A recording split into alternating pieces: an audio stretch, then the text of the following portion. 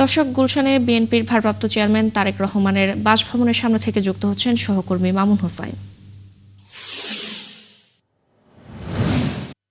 মামুন, আপনি যেখানে আছেন তারেক রহমানের বাসভবনের সামনে, সেখানে নেতাকর্মীদের উপস্থিতি কেমন দেখছেন এবং তারেক রহমানের আজকের কোনো কর্মসূচির বিষয়ে জানতে পেরেছেন কিনা?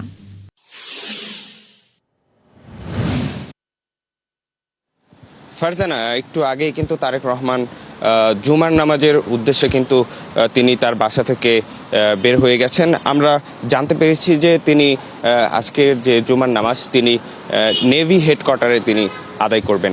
এরপর তিনি তার মা মরহুমা বেগম খালেদা জিয়ার যে কবর রয়েছে সেখানে যাবেন, সেখানে তিনি কবর জিয়ারত করবেন। এরপরে আমরা যেটা জানতে পেরেছি যে ওখান থেকে তিনি যে গুলশানের যে কার্যালয় রয়েছে সেখানে তিনি আসবেন। তো গুলশান যে তার 196 যে বাসা রয়েছে সেই বাসায় এখন কোনো নেতাকর্মীর কোনো উপস্থিতি আমরা দেখতে পারিনি। এখানে আইন শৃঙ্খলা বাহিনীর সদস্যরা রয়েছে।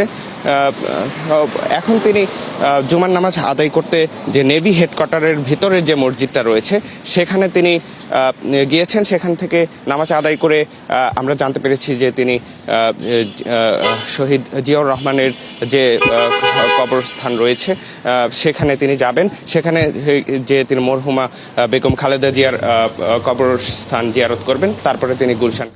ধন্যবাদ মামুন আমাদের সাথে যুক্ত হওয়ার জন্য। দর্শক, গুলশান থেকে যুক্ত হয়েছিলেন সহকর্মী মামুন হোসাইন।